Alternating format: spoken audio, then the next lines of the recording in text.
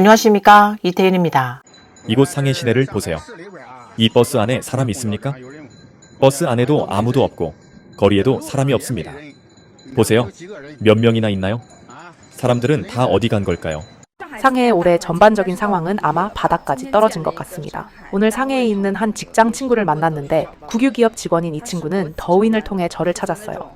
광고, 유치 관련 업무를 담당하고 있죠. 오늘 그 친구는 꽤 오랫동안 현 상황에서 돌파하지 못하고 있다고 합니다. 그 주된 원인은 작년에 수입이 줄어든 반면 매달 지출은 여전히 그대로라는 겁니다. 한 푼도 줄지 않았고 오히려 늘었다고 하더군요. 제가 그 친구의 수입 명세서를 확인해 봤는데 작년 연봉이 10만 위안 정도였고 예년보다 20% 감소했더라고요. 이런 급여 삭감 현상은 그 친구만의 일이 아닙니다. 제가 하는 말을 의심하지 마세요. 저는 상해에서 대출 업무를 5년 동안 해왔는데 이 기간엔 제가 만난 직장인 고객들 중 급여가 삭감되지 않은 사람은 단 한 명도 없었습니다. 지금은 오전 10시인데 근처 알티마트에 들렀습니다. 엘리베이터에는 저 혼자뿐이고 아무도 없습니다. 이게 바로 토요일 오전 10시 슈퍼마켓의 모습입니다. 사람이 전혀 없습니다. 옷값도 정말 저렴해졌습니다. 지금은 소비를 줄이는 분위기라 쇼핑몰도 비싸지 않고 슈퍼는 더더욱 저렴합니다. 이건 거의 노점 가격 수준이에요. 중국 전체에서 경제적으로 가장 발달한 도시인 상해. 그런 상해가 지금 얼마나 심각한 상황에 처해 있는지 아십니까? 그 실제 모습은 아마 많은 분들에게 믿기 힘들 정도일 수 있습니다. 오늘 이 방송에서는 여러분과 함께 현재 상해의 가장 현실적인 상황을 직접 들여다보도록 하겠습니다. 일어나세요, 여러분. 저는 지금 상해에서 배달을 뛰고 틈틈이 일용직도 하고 있어요. 이제는 배달만으로는 돈을 거의 벌 수가 없어서 주로 자빌 위주로 일하고 있습니다. 이제 저는 집을 임대하지 않고 악덕제 임대인을 굶어 죽게 만들 겁니다. 여기는 전기도 있고 물도 있고 강아지도 나와 함께 있어요. 이 다리 밑에는 다양한 사람들이 있습니다. 배달하는 사람도 있고 일용직 일꾼도 있고 대학생도 있고 약정 기술자도 있고 강정 기술자도 있고 화물차 기사도 있습니다. 저는 자동차 할부도 없고 집 대출도 없어요. 제가 번 돈은 제가 혼자 쓰죠. 삶이 꽤 괜찮습니다. 어이, 너 뭐 하는 거냐? 형님, 저 떠돌이입니다. 떠돌이라고. 그래, 근데 왜 여기서 살고 있는 거야? 지나가다가 여기 다리 밑 공간이 있어서 그냥 여기서 지내고 있어요. 바람도 피하고 비도 막아주니까요. 어디서 온 거야, 젊은 친구? 저는 강서에서 왔습니다. 강서. 그래, 강서면 여기서 엄청나게 멀잖아. 한 4,000km도 넘을 텐데. 형님, 무슨 일이 있나요? 너 여길 아예 집처럼 살고 있네. 며칠 여기서 잤어요. 여긴 살 곳이 아니야, 젊은이. 형님, 저 갈 데가 없어요. 뭘 먹고 있는 거야? 그냥 국수사리를 좀 먹고 있어요. 올해 상해에서 얼마나 많은 사람이 실업했는지 알고 계신가요? 그리고 이 실업자들은 어디로 흘러가고 있을까요? 후표의 끝은 결국 고향으로 돌아가는 것일지도 모릅니다. 솔직히 말해서 올해는 정말 역대급으로 취업이 어려운 해입니다. 신입 졸업생들은 일자리를 찾기 어렵고 이미 졸업한 기존 직장인들은 오히려 해고당하고 있습니다. 지금의 실업 쓰나미는 정말 과장 같지만 현실 그 자체입니다. 이 쇼핑몰의 하루 평균 유동 인구가 10만 명이라고 하는데요. 솔직히 말해서 저조차도 믿기 힘듭니다. 여기는 상해 상위 3위 안에 드는 상권인데 한번 보세요. 이곳 성월 황구항은 하루 유입 인구가 10만 명이라고들 합니다. 그런데 지금은 사람들이 듬성듬성 있을 뿐이죠. 모여 있으면 그럭저럭 괜찮아 보일 수도 있겠지만요. 그리고 이 만지 디저트는요. 최근 3년 사이에 폐점한 매장이 꽤 많습니다. 여러분, 어제 제가 갓 전간절 쪽에 다녀왔는데 오후인데 왜 사람이 하나도 없죠? 전간절 거리에는 지금 사람이 왜 몇 명밖에 없는 거죠? 이게 무슨 상황입니까? 왜 이렇게 장사가 안 되고 사람들이 다 사라진 거죠, 여러분? 지하철을 타도 사람이 없어요. 이게 대체 무슨 일인가요? 쇼핑몰에 사람이 없는 건 이해가 되는데 지하철에까지 사람이 없는 건 정말 이해가 안 됩니다, 여러분. 올해 상해에서 일하는 노동자들의 현실이 어떤지 알고 계신가요? 상해의 한 아파트 단지를 예로 들면 약 120세대 중 56세대가 실직 또는 대기 상태에 놓여 있습니다. 이는 공식 발표된 실업률 4.2%를 훨씬 웃도는 수치입니다. 한번 머릿속에 그려보세요. 텅 빈 오피스 빌딩, 싸늘하게 식어버린 쇼핑몰, 그리고 985 대학 석사 졸업생마저도 호출 택시를 운전하고 있다는 현실. 이젠 대형 IT 기업 프로그래머가 배달하는 것도 전혀 놀라운 일이 아닙니다. 2025년 대부분의 사람들은 실업 상태에 있으면서도 실업급여조차 받지 못하고 있습니다. 정말로 북경에서 떠도는 북표와 상해에서 떠도는 후표의 끝은 농촌으로 돌아가는 것밖에 없는 걸까요? 오늘 점심시간에 잠깐 산책하러 나갔는데 길가에서 도로 공사를 하던 농민 공몇 분이 길모퉁이에서 잠깐 눈을 붙이고 쉬고 계시더라고요.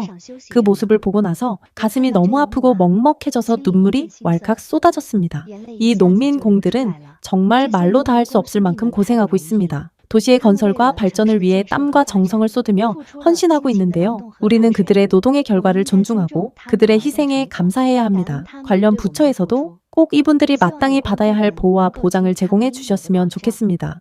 상해 현지에 거주하는 한 중산층 시민이 해외 1인 미디어 프로그램에 제보한 바에 따르면 최근 몇 년 동안 중국 경제가 하향세를 타면서 자신이 근무하는 회사에서는 처음엔 연말 보너스를 없앴고 그 다음에는 급여 인상이 중단되었으며 결국 급여 자체가 삭감되었다고 전했습니다. 2025년인 지금 그의 월급은 9년 전보다 무려 40%나 줄어들었다고 합니다.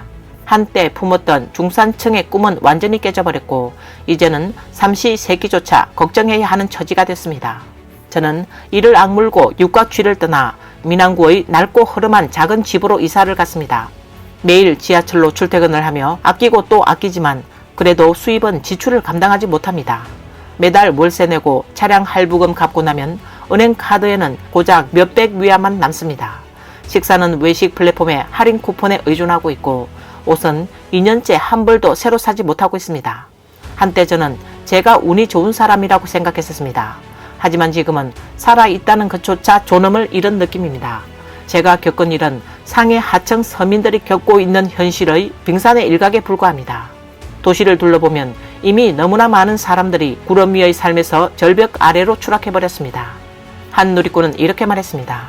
상해의 붕괴는 단순한 경제 침체가 아니라 희망의 붕괴라고요. 그리고 이 모든 것의 근본 원인은 무엇일까요? 그것은 코로나19도 아니고 이른바 국제정세의 악화도 아닙니다.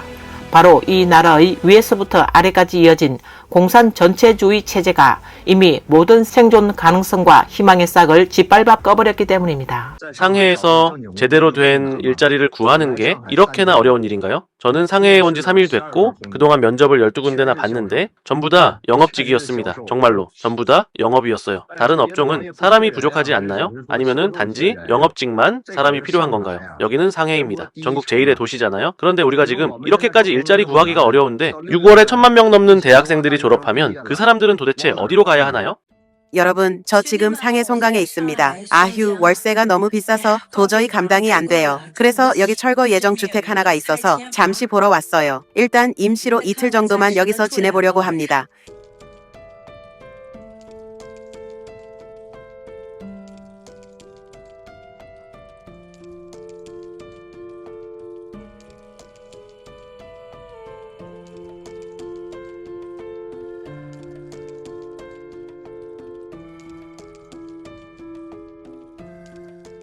올해 상해에는 아주 흥미로운 현상이 하나 있습니다. 제가 최근 회사 이사를 준비하면서 사무실 자리를 알아보고 있는데 그래서 공유 오피스나 환경이 괜찮고 예쁜 사무 공간들을 많이 둘러봤거든요. 그런데 제가 눈치챈 게 뭐냐면 아주 작은 칸막이 공간들이 있더라고요. 그러니까 1인용, 2인용쯤 되는 그런 칸막이 사무실 있잖아요. 3명만 앉아도 꽉 찰 정도의 작은 공간입니다. 놀랍게도 그런 초소형 사무 공간들은 대부분 꽉 차 있었습니다. 전부 다 누군가가 들어가서 무척 분주하게 일하고 있었어요. 그래서 저는 문득 궁금해졌죠. 이 사람들은 도대체 어떤 사람들일까? 제가 추측해본 바로는 아마 최근 1, 2년 사이에 실직한 사람들일 가능성이 아주 높다고 봅니다.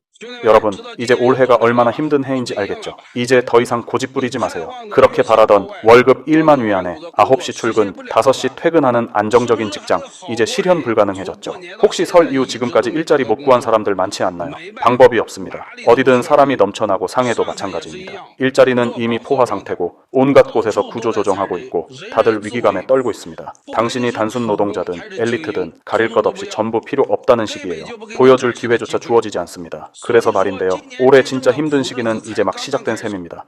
요즘 상해에서 일자리 찾는 게 정말 너무 어렵습니다. 남은 건 죄다 열악한 공장뿐이에요. 노동자들은 공장이 너무 형편없고 월급도 낮다고 불만이고 공장 쪽은 또 밖에 일 구하려는 사람이 넘쳐난다고 생각해서 네가 안 해도 할 사람 많다는 식이에요. 그래서 지금 상해에서는 공장은 노동자를 탐탁지 않아 하고 노동자는 공장을 무시하는 그런 이상한 대치 상황이 형성돼 있어요. 서로를 마음에 들어 하지 않는 거죠. 그리고 또 하나, 그나마 조금 괜찮은 공장은 대부분 여자만 뽑습니다. 남성들이 적당한 일자리를 찾는 건 정말 너무 어렵습니다. 지금 상해의 현실을 들으면 아마 깜짝 놀라실 겁니다. 마스크 시대는 이미 수년 전 일이지만 올해 상해로 유입된 인구가 수백만 명에 달한다라고 합니다. 아침에 지하철을 타보면 사람이 얼마에도 없지만 인재시장엔 일자리를 찾는 사람들로 인산인해입니다. 많은 사람들은 지금의 상해가 무척 활기찰 거라 생각하지만 실제 현실은 전혀 다릅니다. 대기업은 구조조정하고 소기업은 줄줄이 문을 닫고 있으며 임대료는 거듭 내려도 방은 나가지 않고 도심 속 마을엔 일자리를 찾아 떠도는 사람들이 몰려 있습니다. 심지어 디디기사나 배달원 자리조차 구하기 어려운 상황입니다. 신축 아파트는 집을 사면 주차장을 덤으로 줄 정도이고 중고주택 거래는 하락세를 면치 못하고 있습니다. 어떤 사람은 해고된 뒤 배달 일을 시작했고 어떤 사람은 화이트 칼라에서 슈퍼마켓 계산원으로 신분이 내려갔으며 또 어떤 사람은 아직까지도 일자리를 찾지 못해 부모에게 의존하며 하루하루를 버티고 있습니다. 상해의 한 누리꾼은 올해 푸단대학교 졸업생의 70% 이상이 전공과 관련된 일자리를 구하지 못했으며 그나마 취업에 성공한 일부 졸업생들조차 월급이 5천에서 6천 위안에 불과해 상해에서 침대 하나 있는 작은 공간조차 빌리기 어려운 수준이라고 합니다. 이들 중 상당수는 결국 호출 택시 운전이나 배달 업무로 방향을 틀었으며 10여 년간 학업에 매진하며 쌓아온 노력은 냉혹한 현실 앞에 무너지고 있다는 것을 현장의 목소리를 통해 전했습니다. 한 누리꾼은 자신의 한 동창은 부단대 석사 출신으로 한때 유명 유니콘 기업에서 제품 매니저로 일했지만 지금은 전기 자전거를 타고 거리를 누비며 배달을 하고 있다고 합니다. 그는 하루 14시간 배달을 뛰지만 월 수입은 6천 위안도 채 되지 않아 월세조차 감당할 수 없다고 합니다. 그는 결국 6명이 한 방에 모여 사는 셰어하우스에서 지낼 수밖에 없고 그 방 안에는 땀냄새와 절망이 가득하다고 합니다. 그리고 이런 이야기는 상해만의 일이 아닙니다. 중국의 다른 일선 대도시에서도 흔하게 벌어지고 있는 현실이라고 전했습니다. 지금은 단순히 소비 수준이 낮아졌다는 문제가 아닙니다. 여러분은 지금 상황의 심각성을 너무 작게 보고 있는 걸 수도 있습니다. 이건 소비 강등이 아니라 극단적인 추락, 정말 밑바닥까지 내려간 상태입니다. 많은 가게들이 작년과 비교했을 때 매출이 30% 이상 급감했습니다. 오늘 저도 우리 지역에서 꽤 번화하다고 알려진 거리들을 몇 군데 돌아봤습니다. 가게들이 문을 닫기 시작했습니다. 그 중에는 아침 식사 전문점도 있습니다. 제가 새로 차린 가게는 26일간 운영했는데 총 매출이 3,050위안밖에 안 됩니다. 제 소롱포는 한 찜통에 2위안까지 내렸는데도 여전히 비싸다고 하는 사람이 있고 어떤 손님은 반 찜통만 달라고 합니다. 여러분 생각해보세요. 제가 하는 이 아침 장사조차 이렇게 힘들다면 다른 업종들은 오죽하겠습니까?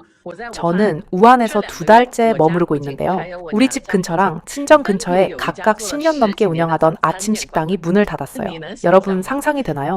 거의 매일 가서 아침을 먹던 그 식당이 하룻밤 사이에 그냥 사라졌다는 거예요. 이유는 임대료와 인건비가 너무 비싸고 장사도 예전만 못해서라고 합니다. 그리고 사신 쪽에 3년 전에 막 개장한 완다광장은 지금 가게의 3분의 1도 남지 않았어요.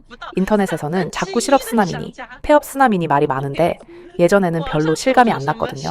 그런데 지금은 그 모든 게 정말 눈앞에서 내 주변에서 현실로 벌어지고 있습니다. 여러분도 느끼셨는지 모르겠지만 요즘 정주 전체가 전반적인 소비 침체에 빠진 것 같아요. 제가 본 보도에 따르면 정주에서 일부 지역으로 가는 항공권이 12위안밖에 안 되는데도 탈 사람이 없다고 하더라고요. 그리고 고속열차, 많은 객차의 승객이 거의 없습니다. 심지어 정주에서 가장 번화하다 하라는 정홍청에서 고작 12위안에 고기 반찬 1개, 야채 반찬 2개짜리 정식을 팔고 있는 모습도 봤습니다. 진짜 상상도 못했어요. 경제가 어쩌다 이렇게까지 된 걸까요? 혹시 여러분 계신 지역은 어떤가요? 감히 한 가지 예측을 해보자면 올해 2025년을 버티지 못하고 무너질 사장님들이 전체의 60%는 될 겁니다. 일단 반박부터 하지 마시고 제가 먼저 사실을 가지고 이야기해 볼게요. 혹시 항주의 기차역이나 버스터미널을 유심히 보신 적 있으신가요? 일자리를 찾지 못하고 고향으로 돌아가는 사람들이 줄지어 몰려들고 있어요.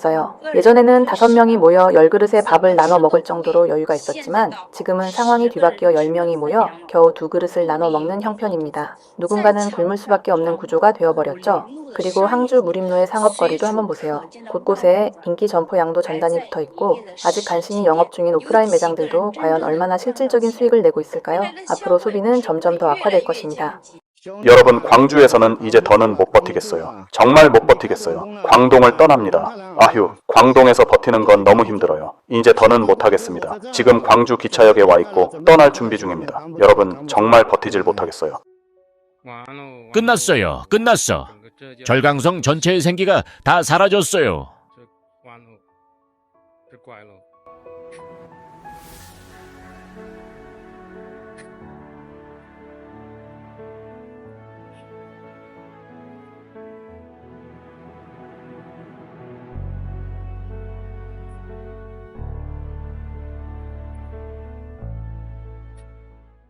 오늘 뉴스는 여기까지입니다. 시청해주셔서 감사합니다.